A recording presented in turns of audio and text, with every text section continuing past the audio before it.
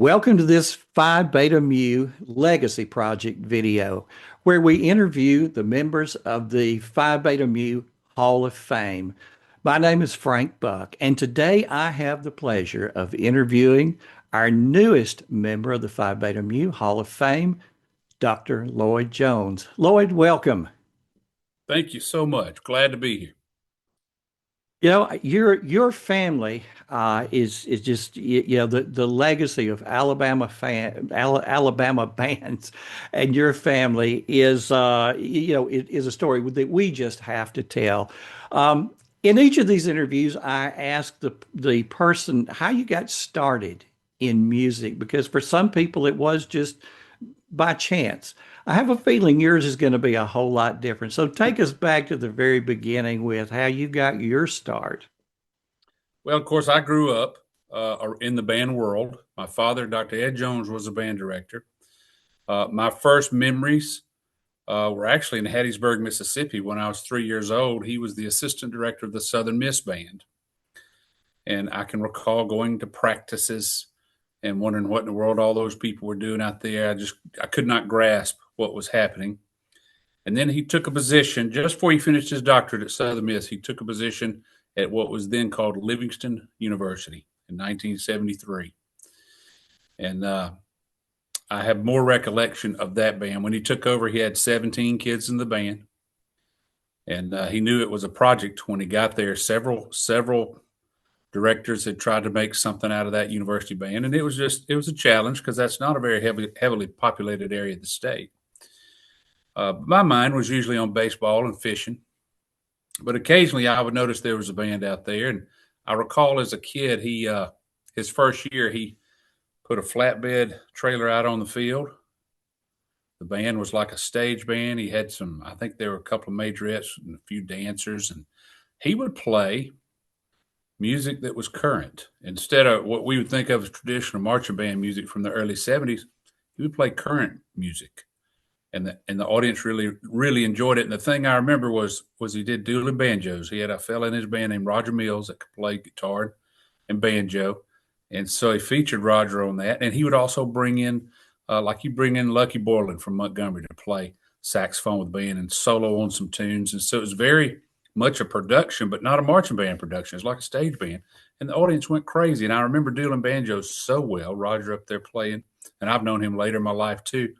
And then by the next year, he had enough people that he was marching with a group, which the university was thrilled. And he got that band up to about 120 before he left in 1978 and went to the University of North Alabama. And by that time, I realized what marching bands were and how people paid attention to those during the halftime performances. And I remember asking one time, how did you come up with that idea just to do a stage band? He said, I really didn't have any choice. And when you get down to it, it's just showbiz. And people want to be entertained. Right. And if you come up with a good showbiz concept to entertain people, they're going to like what you do. And so even from the beginning, even though the numbers were small, he was able to produce a quality product, and people enjoyed it. Yeah. And that band, I still run into people who recall that band, people who were in that band, people who taught in the same county as graduates from that band, and they talk about just how those students from Livingston realized how do you put a good product on the field and on the stage, and the things that they had just learned in the process there. And of course, my dad was in Truman Welch's band in high school. Then he taught with Truman Welch. So I remember being around Truman Welch when I was a youngster living in Livingston. I would go spend 2 or 3 weeks in the summer with my grandmother in Troy, Alabama. My mother was from Troy.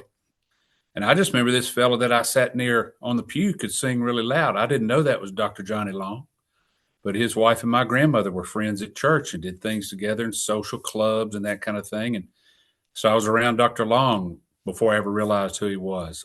Colonel Butler would come to our house and have supper. Dr. Bodie Hinton played piano at my parents' wedding. He would come have supper. We'd take him out to eat if he came up and adjudicated the state band contest. I was always around these people that I didn't realize were giants in the band business. And you're bound to pick up on something. A blind squirrel finds a nut every now and then. So it was just that was just the world I grew up in, Hmm. and Yeah. really, So really I mean, strong. yeah, really super names. As you mentioned, though, Bodie Hinton, that was my mother's high school band director at Tuscaloosa High School.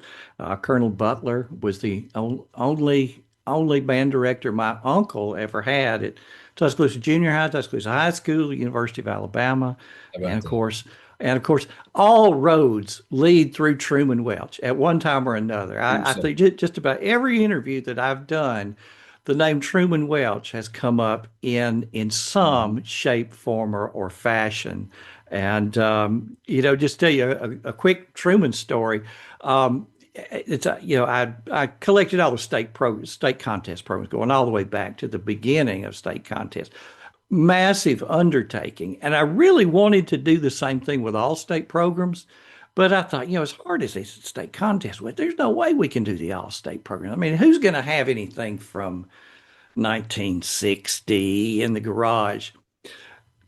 Well, after Truman died, Milton brought me some tubs, and in one of those tubs was a file folder, and there was a all-state program from 1950, Wow. 51, 52, 53, just back in chronological order, all the way to the 50s, all the way through the 60s. So, that's just one of those Truman stories. I know there are many of them.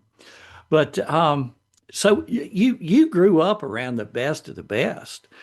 At what point did you start on a band instrument? I started in the sixth grade. The person who taught my first saxophone lesson was Dr. Frank MacArthur, who was from Tuscaloosa, Alabama, Oh, and coming up well, to yeah. the University of North Alabama. And he, at that time, was the dean of arts and sciences. And he and my father had known each other from their time in Tuscaloosa. And I was good friends with his son Bill. My father took Bill and I to the rock band Kiss was doing a concert in Birmingham. We were about 11 years old, and he took us to that concert in 1978. And Ed Jones was the only person in the whole Coliseum in a coat and tie. And we heard our fill of it was Halloween and 4th of July all at the same time. And I recall that the rock band Boston opened up for Kiss. And even at 11 years old, I could figure out that Boston was a lot better group than Kiss was. They were really good musicians, really good at what they did. Kiss was just a gimmick, and again, it's just entertainment. That's all it was. But uh, back to my story, Frank MacArthur taught me my first lesson. I was in Wayne Johnson's sixth grade band. He would volunteer to come over to Kilby School, which was the laboratory school there on the UNA campus, and he taught 7 kids in that 25-member class. And eventually, the superintendent of Florence City Schools told Mr. Johnson to stop doing that, that was not part of his teaching load, and he was not to do that on his lunch break. But all 7 of those kids went on to be in the 2 high schools in town. Several pursued music after high school. James Mullins ended up in the West Point band up in New York. So he made a big impression on us, and we were in his junior high school band. And then we either went up to Coffee High School. That's where I went. I had uh, Mr. Gene Gooch was my high school band director, who has a storied career in the band business in Alabama. Absolutely, yeah. And I remember he called me. I was playing football my freshman year. Wasn't going to be in the band, and he called me on the phone and said, "Hey, I've had a drummer drop out. Would you be interested in playing drums?" He knew that I tinkered around a lot with percussion and enjoyed it. I said, "Well, yeah, I think I'll try that." And so they made me the tritom player. And this is back when tritoms were huge. My smallest drum was 14 inches. Then I had a 16 to 18. Well, the largest drum on a set of quads or quints is a 14-inch drum these days. So that just puts in perspective the difference in percussion and how the drums were built and sounded. And I could hardly carry those things, but I was determined to get it done because I thought it was cool to be a drummer. And I did that for a couple of years, not realizing how that experience would impact me later as a music educator, making me a much better music educator, just understanding percussion music and all the iconography on your percussion music that you don't see on wind music, all the cymbals and stuff. And so that got me right back into the band. I enjoyed high school band. My junior year, I happened to be at a it was called a pep rally practice at the University of North Alabama. They would have Thursday evening pep rallies, and so my father would take that opportunity to get into 30 more minutes of practice. So he would have his afternoon practice with the band and tell them, go get your bite to eat. Be back here at 5. We'll practice 30 minutes and we'll go over to the pep rally. So one of the cymbal players had not shown back up, and I was just around that afternoon. I have no idea why. And Tom Risher, the assistant director, who's a great percussionist, he came out of Southern Miss also. He said, "Well, why don't you just pick up some cymbals? Just play cymbals with us today." So I did, and I learned the 2 tunes that they were performing at the pep rally and the cheers and whatnot. And so after the pep rally, Tom Risher said, "Well, why don't you ask your dad if you can just march a game with us here in a couple weeks?" I said, "Yeah, I don't think that's going to fly. Maybe you ought to ask him." I didn't realize Tom did.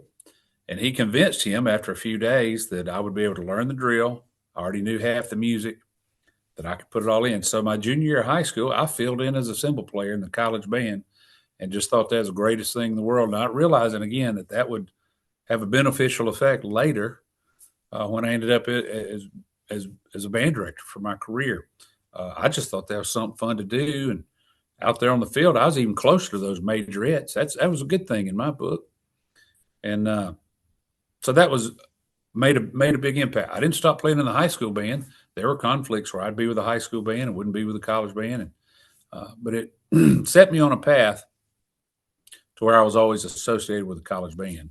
And I did that some my senior year of high school. I would fill in if our high school band didn't have a contest on a Saturday, I might fill in a saxophone spot or a trumpet spot or whatever they needed.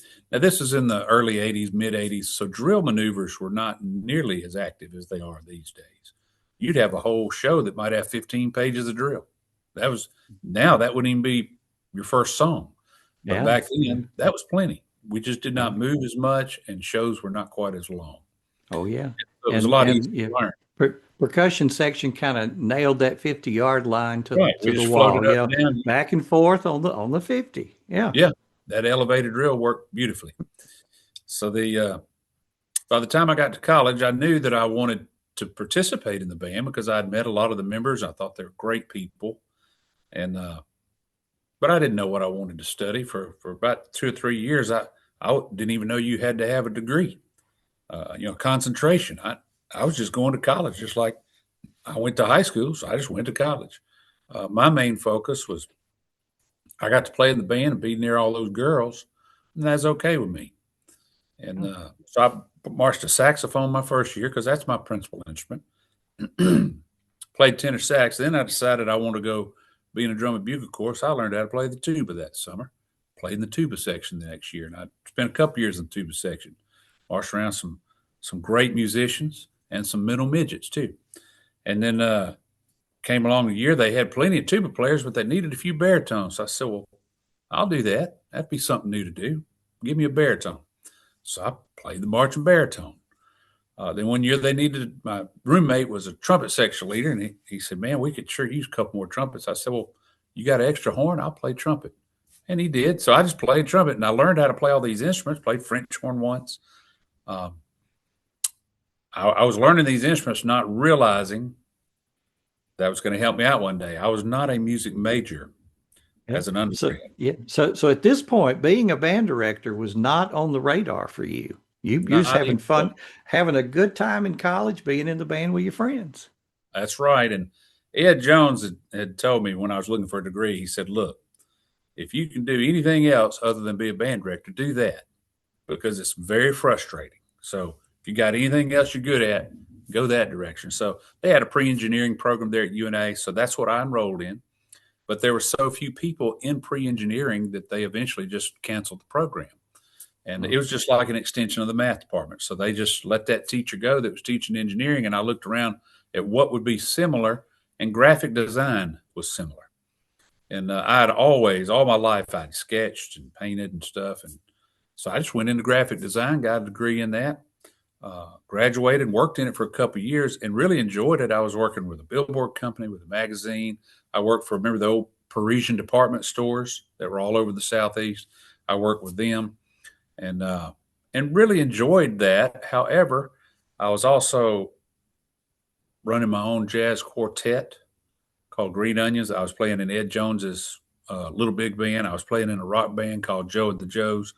I was writing shows, drill maneuvers. I'd gotten into writing drill and found I had a real knack for that. And so I was writing drill for probably 8 or 10 bands in the summer. So I was found that I was booking all my my real job hours around all my side hustle, which was music.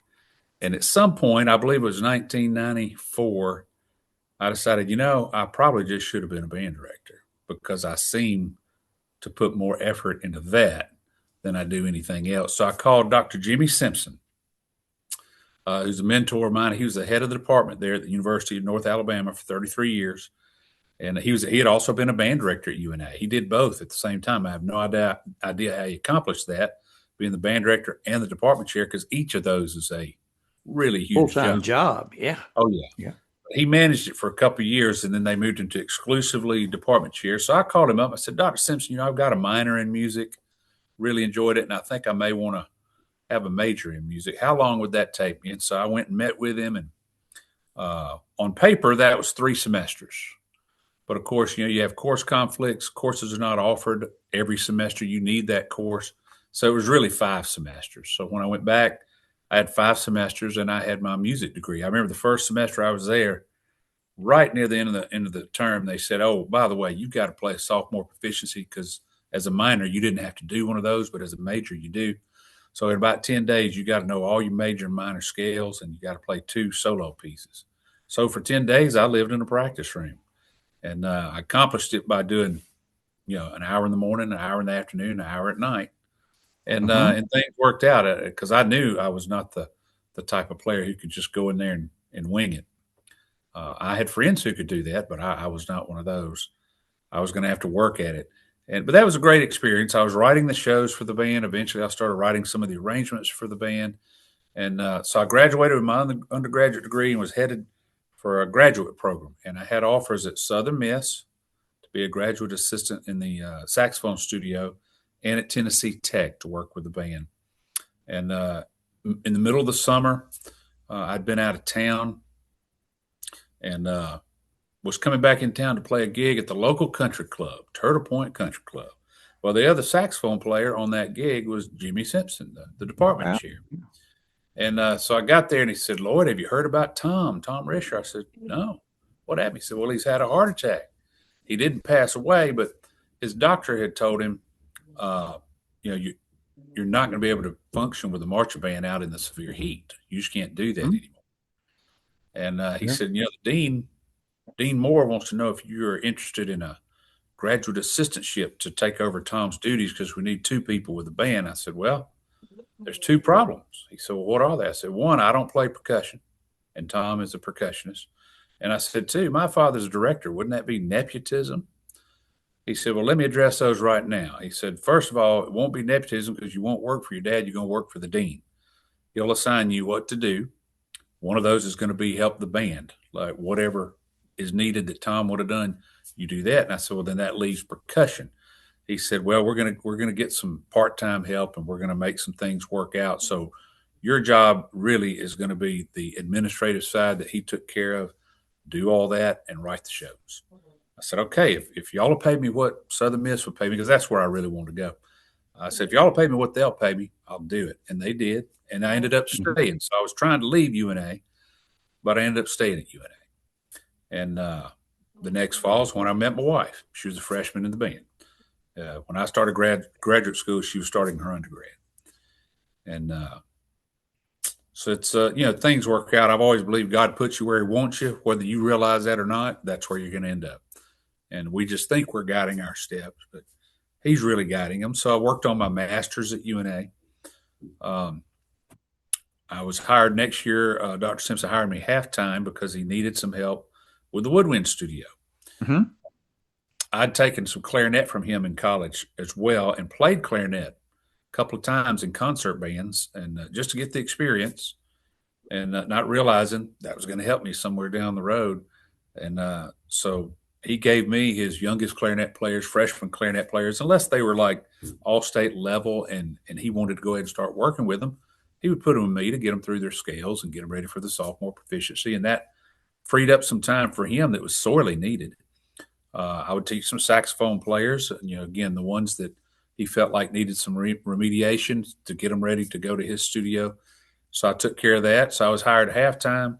I was on a graduate assistantship. As a single guy, I was making plenty of money. But then I started talking to the girl who's going to be my wife and realized that's who I'm going to pick right there. And so I let her catch me. And we got married. And I realized, I'm done with my master's.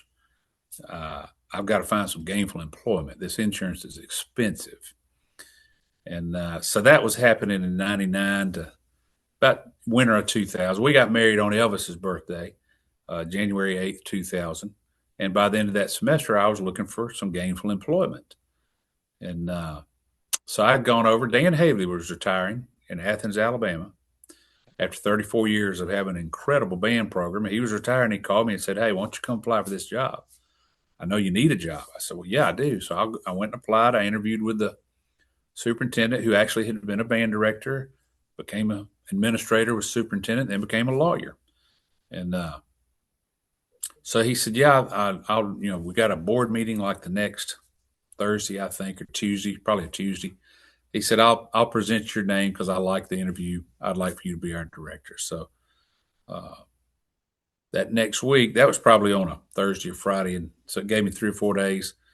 That next week on a Monday, I was walking in my car, and Dr. Simpson came out by the road there and said, "Lloyd, the president wants to talk to you, president of UNA." And I said, well, what's the matter? He said, "It's not a matter. He just wants to know if you want to be the interim band director here at UNA." I said, "What are you talking about?" He said, "Well, you didn't know your father's going to retire?" I said, "No, but I'm going to play a gig with him tonight in Birmingham. I'll ask him about it." And what had happened is my dad had lunch with his accountant, who was a former band member, Brad Lynch, who ran an accounting firm. And he was just talking about it. "Well, Lloyd's probably going to go get him a job. I'm going to have to write these band shows again. That's not going to be much fun." And Brad said, "Do you realize that you're about to start drawing Social Security?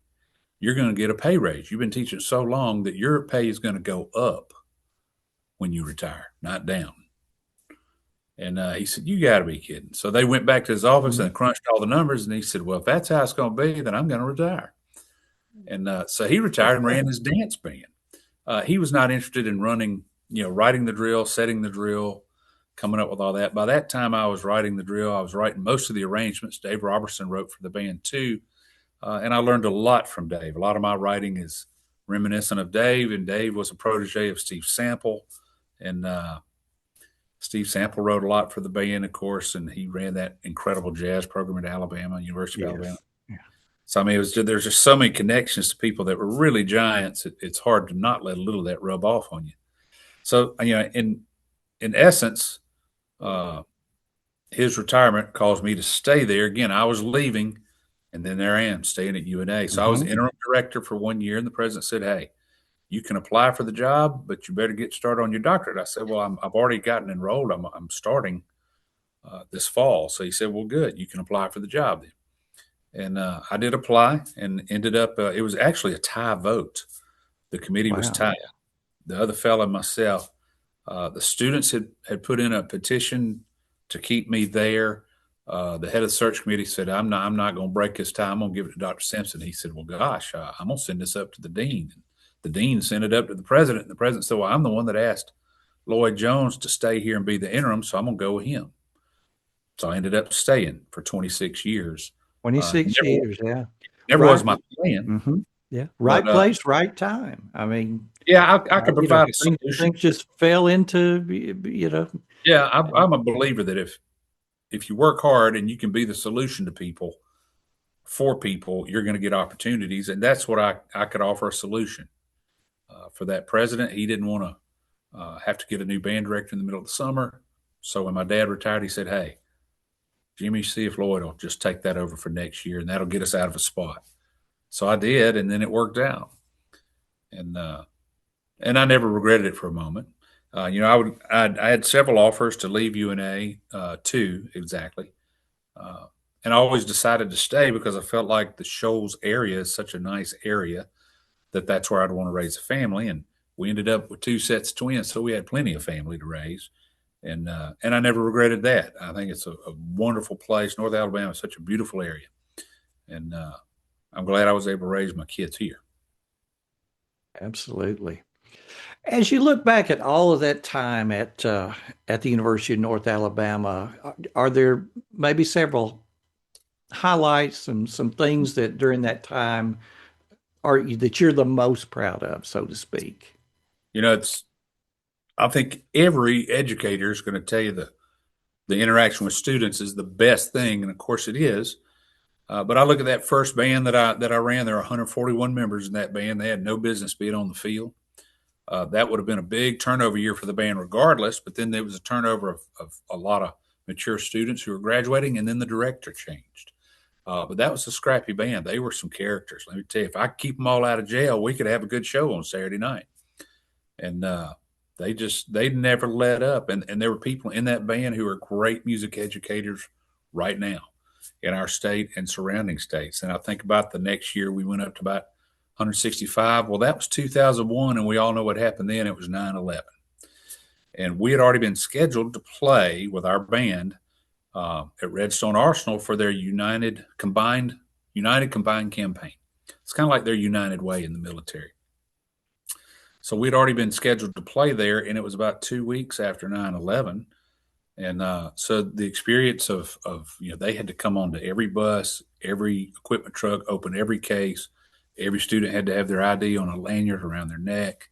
Uh, and we went and played, and of course, we had prepared a lot of patriotic material, which took on a whole nother meaning because of the circumstances. Uh, those were very memorable events for our band. We went back and did it again in 2002. I remember they opened the space camp for us with all the rockets and all the rides just for our membership. They allowed our band to go in there and just enjoy a day there after we performed. The 2003 band, I wrote a Duke Ellington show. I'm a big fan of Duke Ellington. And the UNA band has always really relied a lot on the jazz genre for the music that we perform. That's kind of our signature type of music. So when we did an Ellington show, it's just a natural show for this band. And gosh, those were some wonderful moments all season long. But every band had its uniqueness, and at the end of the day, they were all so good that I don't think there was a nickel's worth of difference.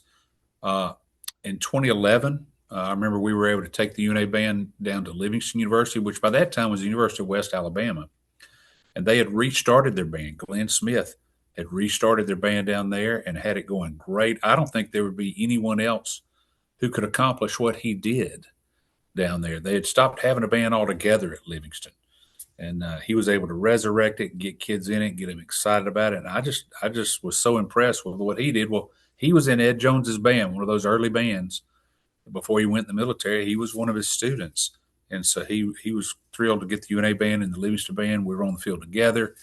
We played both schools' fight songs and a medley of some other tunes, and it was just nice to get my dad out there to conduct both those groups. And then the next night, we went to our first Bands of America exhibition over in Atlanta.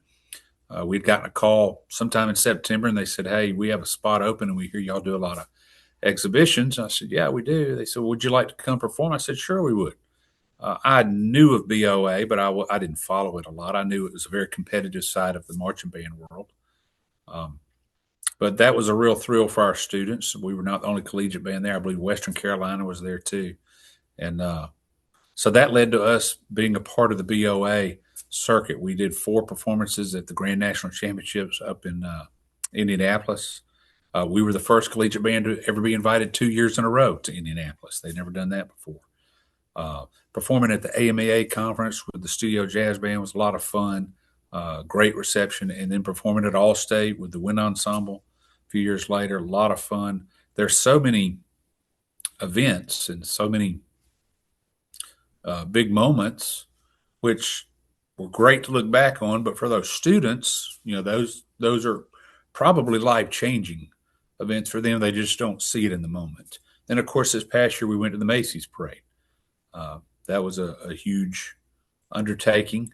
We raised about $500,000. My wife was involved, and Dr. Amy Jones. I call her the real Dr. Jones. She's a smart person, and said she was going to help us fundraise. She was working with the auxiliaries at the time and said, "I'm going to help you raise that money." And then she helps raise just over $500,000 Wow. uh, Yeah. to get the band of Macy's back, and the kids Yeah. nearly went free. I think the Yeah. students paid $120 each for a That's trip to New York. And pretty inexpensive trip yeah, for a young yeah. person. Yeah. And what a way to, to end your career there at the University of North Alabama. So, and I know your band directors talk about, that the marching band is so important from a standpoint of visibility that more people will see your band at a football game than will see your band at, the spring concert for years and years and years and years.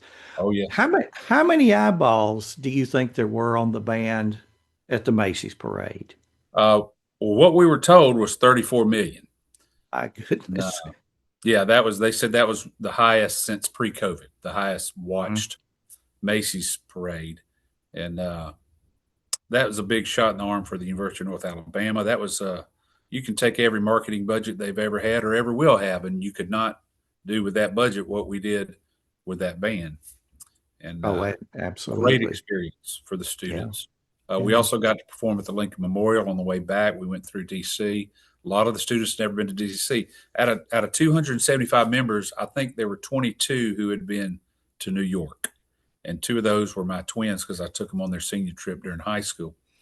And so it was just a great way to wrap up our season, a great way to put the cherry on top, so to speak, for a lot of students. It was the largest band UNA had ever fielded, and we knew we'd have a few more, but we were 265 the year before, so it wasn't a lot bigger band, just 10 kids, and but a very historic season. It was a lot of fun, and I'm thrilled that we got to represent the state of Alabama doing that. But we've had so many great concert band moments and studio jazz band moments. The Jazz Combo was able to record a CD. The Studio Jazz Band recorded with Jimmy Johnson, the famed recording engineer that owned the Muscle Shoals Sound Studios. He was one of the Swampers that they sing about in Leonard Skinner's Sweet Home Alabama. Well, he is one of those guys. And he heard us in a concert and was just really taken aback at that type of group. The Studio Jazz Band really originated as the Studio Lab Band at the Elmore County High School, where Ed Jones was the assistant to Truman Welch. They had so many talented kids in their band, they felt like, well, instead of doing just a straight jazz band, why don't we bring in some of these other talented kids? And so my dad came up with the Studio Lab Band, which was really related to a studio orchestra, kind of the Mancini or Nelson Riddle kind of concept. Yeah. A Yeah. lot of big bands were performing with studio orchestras at that time with singers. And so, they brought in four flutes, four clarinets, and a bass, and four horns, and extra percussionists, and sometimes a double reed. And so they would really orchestrate those songs to include everybody. And but they were all in that jazz vernacular, some popular music. Steve Sample wrote the very first piece for that group. It was a medley based on My Fair Lady, and they took it to Midwest. I believe that was 1964, and it was a big hit. Hal Leonard Corporation ended up getting interested and started writing the stage band series of music for that instrumentation. And Teeny Mahaffey, who was at Troy, did most of that. I think he exclusively did the Hal Leonard material.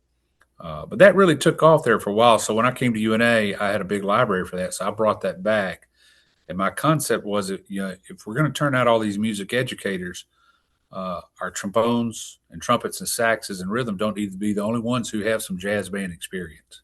We need to get every kid experience who we can. So let's pull this great music back out. A lot of it was written by Steve Sample that we had. And so why not pull those charts back out and play them? And so these students will not be afraid to start a jazz band when they go out and teach. And that's what worked. We've got a lot of UNA alumni who have jazz bands in their school of different types. It's not just a studio lab band or studio jazz band. It might just be a combo, or it might be kind of a Dixieland group, but it's something in that genre because that is our national art form. And if we don't teach it, we're going to lose that. And so I was really thrilled with the groups that we had, the studio jazz band groups. Those were a lot of fun. Thinking back to my own high school days, I graduated from Tuscaloosa County High School, so not that far from Livingston. A lot of my friends went to the Livingston Honor Band. During those days, I think when your dad was there, but we had a lab band there at our high school, and I want to say the motivation was what was happening there, with Livingston, with them doing Yeah, he that. had one there, and he would Hmm. bring in a lot of guest artists. Yeah. Uh, and as a kid, I can remember being at those concerts in that auditorium and just thinking, that is just the coolest thing. And I wasn't thinking from the standpoint of look at the instrumentation and look at the experiences they're getting. And I couldn't, I didn't have the background to understand it from that side. I just knew they were playing music that I enjoyed. And as a kid, or music I'd heard. And I remember you had George Roberts, who was the bass trombone player that recorded Jaws in the 70s back out there in LA. And George came, I remember he did It's Not Unusual. He did Wichita Lineman, big hits of the day. And so they were incorporating a lot of contemporary music into that type of ensemble, which just hit a broader audience. In the academic music business that we're all in, we tend to get a little too academic at times, and we will lose our audience, and we forget that most of our audience is not trained like we are. They just want to enjoy what they're doing or what we do as bands. They want to see their loved ones perform. They want to have some type of relatability to what we do, and if we don't keep that in the back of our minds, we can lose our audience fairly quickly. Absolutely. Absolutely. And so many people have predicted over the years, the demise of band programs with Mm. testing and, emphasis on well, they call it the academics. I guess it'd be better Right, to call it the other academics right, because right. band music is certainly as academic as anything else. But, from what I see, bands are more live than ever. You just look at the participation at Mm. University of North Alabama, for example, and oh, high school band, middle school bands. That just numbers don't seem to be a problem that they maybe once had been. Um, I don't know. Maybe it's certain areas are having a problem, but my perception is that things are thriving as a whole. I think they are, and band kids are the best kids on any campus. They find a way to make things successful. No matter what happens, they will figure it out. And usually, that's your smartest kids too, are involved in music programs of some sort. And I found that to be true. I would have tests run at UNA on our band, and we consistently had a higher GPA than the average at the university, a higher retention rate, a higher graduation rate. Any way they looked at it, a band member was a good investment for the university. And we also found that they made about $6 off every dollar they invested in band scholarships. So band kids come to campus and they stay there.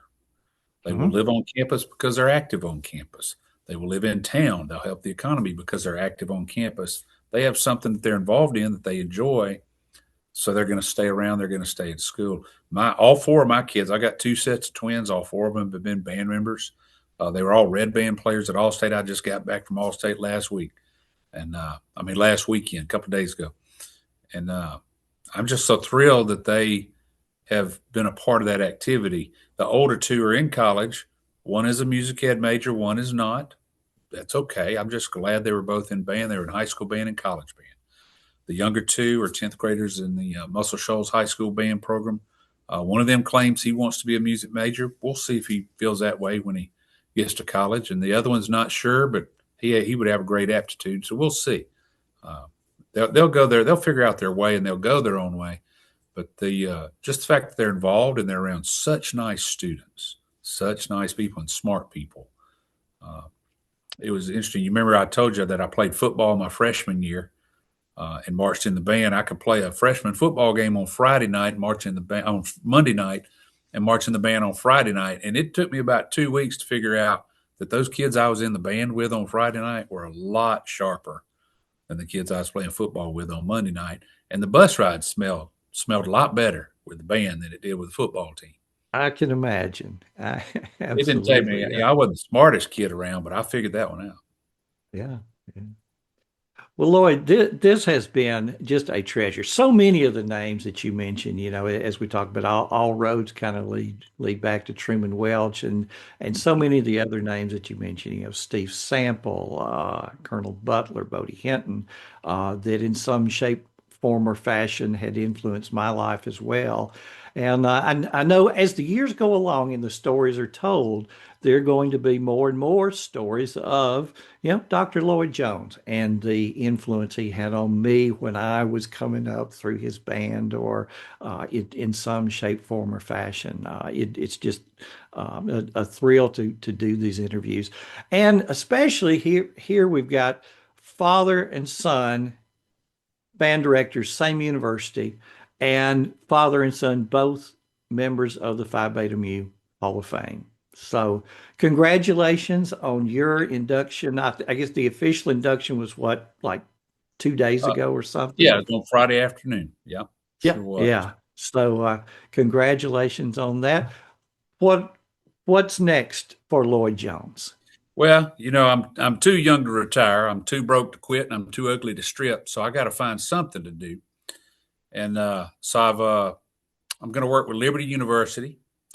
They do a lot of online learning, and so I will be helping doctoral students get through their process, their dissertation, and their research.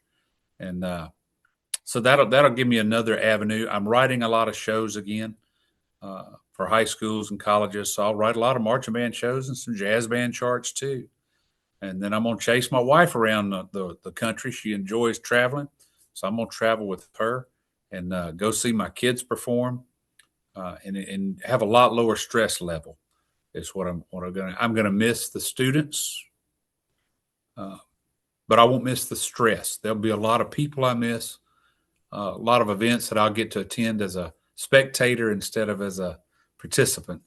But Yeah. that's okay. That's okay. It'll be nice. Mhm. That's fantastic.